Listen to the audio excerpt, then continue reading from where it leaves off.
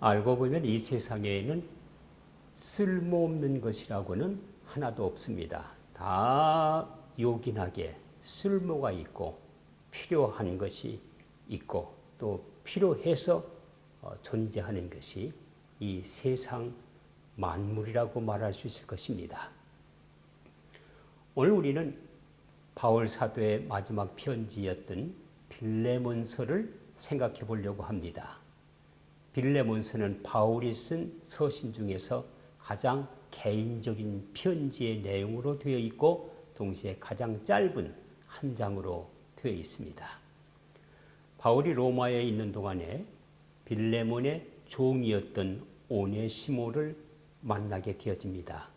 오네시모는 빌레몬의 종이었는데 그 집을 뛰쳐나와서 로마를 배회하다가 감옥에 갇히게 됩니다. 그때에 그 같은 옥 중에서 바울을 통해서 복음을 듣고 회개하고 크리스찬이 된 당시 로마의 그 법적인 관계에서는 슬레이버, 종이라고 말할 수 있을 것입니다.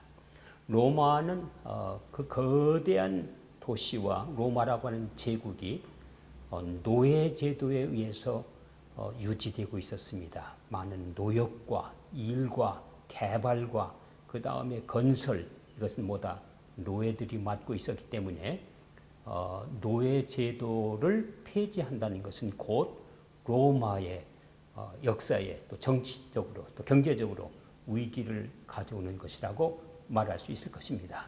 그래서 종은 주인의 일종의 재산과 같은 것이었고 물건과 같은 것이었습니다. 종에게는 이 종은 주인에 속한 것이며 이 종이 만일 달아난다면 붙들어서 다시 그 주인에게 돌려줘야 된다는 그러한 낙인서를 가지고 다녔습니다. 바울은 로마의 노예 제도의 그 스트럭처, 구조를 바꾸려고 하지 않았습니다. 그렇지만은 바울은 그 로마가 가지고 있는 제도 자체를 수용하면서 오네시모를 그 주인 빌레몬에게 보내면서 나를 생각하는 것 같이 형제로 받아달라는 부탁을 합니다. 빌레몬은 당시 초대교회에 크리스찬으로서 굉장한 영향력을 갖고 있었던 부호 중에 한 사람이었던 것으로 알려집니다. 그리고 그 빌레몬 집에서 크리스찬들이 모여서 예배를 드리고 있었습니다. 오네시모를 바울에게 되돌려 보내면서 쓴 편지가 바로 빌레몬서라고 할 것입니다. 이 빌레몬서에는 몇 가지의 특정한 표현들이 나타나 있습니다. 본문에 기록하기를 이 오네시모는 과거에는 너에게 쓸모없는 자였지만은 이제는 쓸모 있는 자가 되었느니라. 그래서 useless한 사람이었지만은 이제는 useful, 쓸모 있는 자가 되었다고 이야기를 합니다. 쓸모 없는 자가 쓸모 있는 자로 바뀌는 것이 바로 복음이라고 말할 것입니다.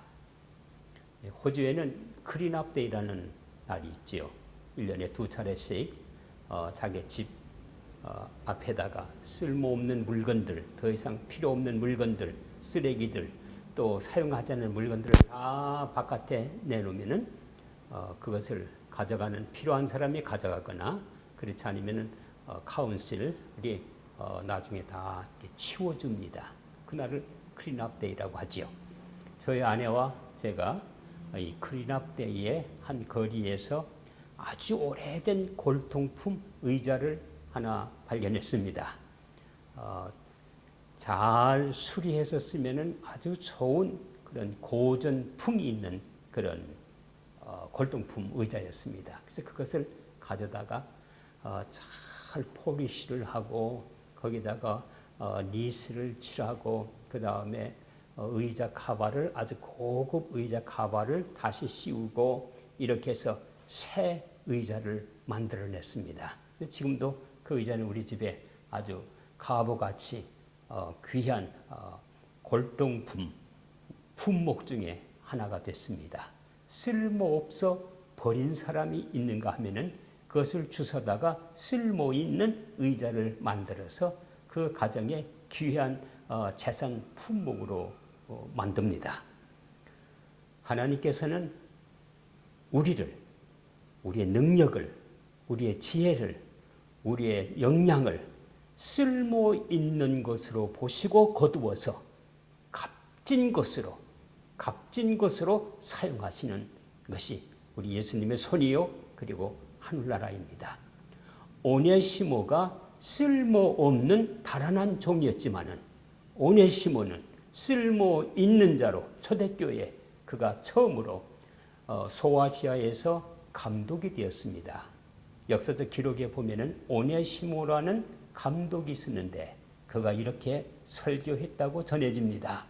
내가 과거에는 쓸모없는 사람이었는데 예수 그리스도를 만나서 복음을 증거하는 쓸모 있는 자가 되었습니다. 이것이 바로 복음입니다. 이렇게 설교했다고 전해집니다. 그는 그리고 로마에 의해서 순교를 당한 감독으로 전해집니다. 우리는 그리스도의 손길 속에서 모두 쓸모 있는 자라고 말할 수 있을 것입니다.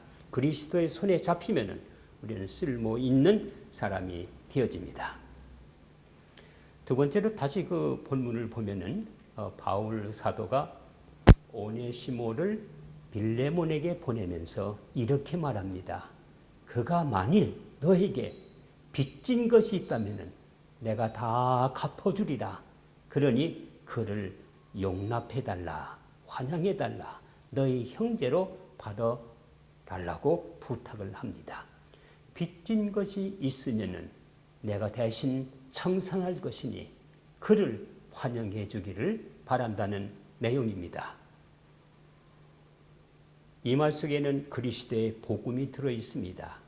예수 그리스도가 우리를 위해서 대신해서 십자가에 돌아가십니다. 그리고 우리의 죄를 탕감해 주십니다. 처리해 주십니다.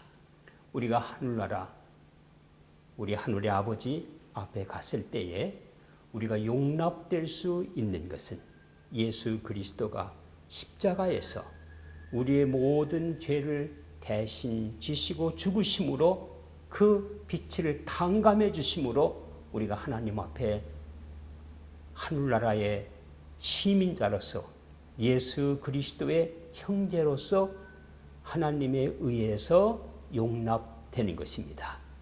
예수님께서 십자가에 돌아가시면서 우리를 위해서 하나님 아버지 되시는 그의 파더 하나님께 부탁하기는 내가 이를 아버지 하나님께 보내는 것은 내가 그의 모든 죄를 십자가에서 처리해서 탕감했습니다. 그러니 나를 보시고 이를 아버지의 자녀로 받아주시기를 환영해 주시기를 바랍니다. 이러한 빌레몬서에 기록된 그 서신 때문에 우리는 하나님에 의해서 하나님의 자녀로 용납되는 것입니다. 그런 점에서 이 빌레몬서에는 예수 그리스도의 사건이 기록된 아주 값진 바울 서신 문서라 할 것입니다. 마지막으로 이 빌레몬서에서는 사회적인 변화를 두 가지의 관점으로 바꾸기를 원합니다. 하나는 혁명이 아니라 사랑을 통해서 사회 제도가 바뀌어져야 된다고 본 것입니다. 혁명은 피를 불러일으키지만은 사랑의 혁명은 피 없이 평화로 사회를 바꾸는 것입니다.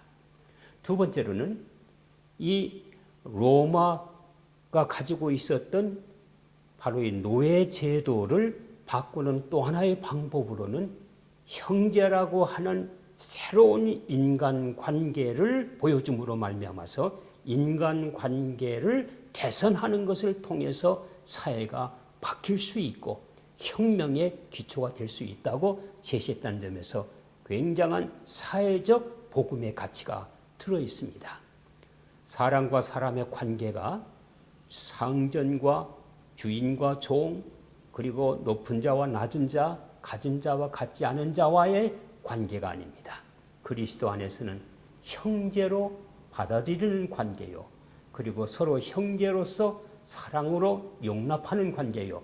이러한 동등한 관계가 이루어져 갈 때에 그 사회의 구조는 평화의 구조로, 그리고 화해의 구조로, 그리고 하늘나라의 구조로 바뀌는 것입니다. 이러한 사회적 복음의 원리를 제시하고 있는 것이 빌레몬서라고 할 것입니다. 오늘 우리는 바울 서신에서 형제 개념, 사랑의 개념, 환영의 개념, 그리고 용서의 개념, 용납의 개념을 다시 한번 생각할 수 있는 시간이 되기를 바라는 것입니다.